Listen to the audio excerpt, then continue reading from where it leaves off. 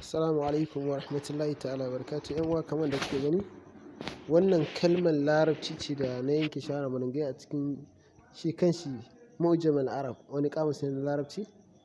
Wannan kalmar ta farko ita ce haruma, wa mudari'in shi shine zai zama ya harumu, wa masdarin kalmar kuma shine hurumun wa haramun. Misali na farko da suka ce haruma alal muslimina akulu lahmil kinzir, ma'ana an haramta wa musulmai cin naman alade, bi ma'ana muni'a alaihim akluhu, ai an hana su cin shi. Nan misali na biyu suka ce haruma alaihi hurmatan, ai lam yahilla lahu wa muni'a minhu, ma'ana haruma alaihi hurmatan, an haramta mishi hurmatan. An ce alhurma yana nufin ko tsaro ko kuma wani mutunci ko wani haƙƙi da kake da shi, shine ake nufi anan da ma'anan hurmatun, kuma tana zuwa da wani ma'ana amma za mu je anan gaba. Aka ce misali na uku aka ce harumat zaujatu ala zaujiha, ma'ana mata ta haramta ga mijinta, ai lam tahilla lahu ba'at, ma'ana kwata-kwata ta zamanto ba halal bace a gare shi, ma'ana wala Allah ya mutu saki uku ko wani sababi da yake kawo rabuwa, ya zamanto mata ta haramta ga miji. Sai aka ce wannan na gaba kuma shine masdarin harrama, mudari'in shi yuharrimu, huwa harrama wa yuharrimu, ana uharrimu wa harramtu, shine suka ce harramtu, ma'ana in kai ka haramta kenan. Misalin shi aka ce, misali na farko aka ce harrama alhajju, mai aikin hajji harrama. An aka ce mai aikin hajji harrama, ana nufin ai da kalafi shahril haram, ya shiga watan shahril haram.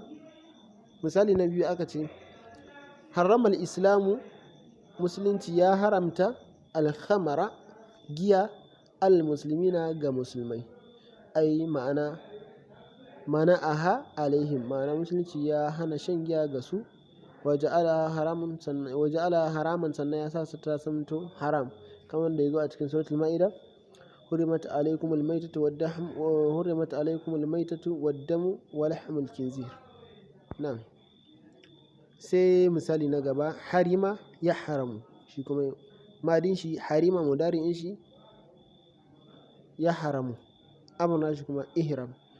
Shi kuma ya za mu yi magana ma'anar shi? Aka ce harima alaihi amru, an kiyaye shi, abu kaza ya haramta a gare shi, ma'ana hufiza alaihi, an kiyaye shi daga wannan abu, ai imtana, ya kame baya aikata wannan abin, sai a ce harima alaihi kaza, sai ka ambaci wannan abu.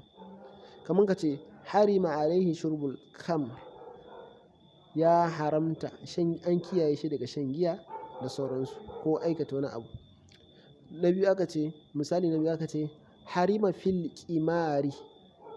An ce harima, in an ce mutum harima fil qimari, ai alqimar din shine yin caca, ma'ana yayi asara, yayi caca bai ci riba ba, sai a ce harima, shine harima fil qimari, yayi asara a caca, shine suka ba da fasara, suka ce ai bi ma'ana khasira. Mun gane?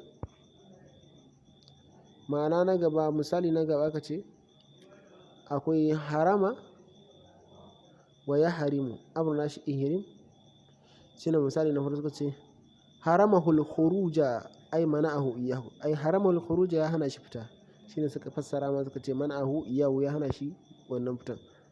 Misali na gaba aka ce harama nafsahu minan nuzhati, ya haramta wa kansa an-nuzha, wani shine shakadawa ko fita.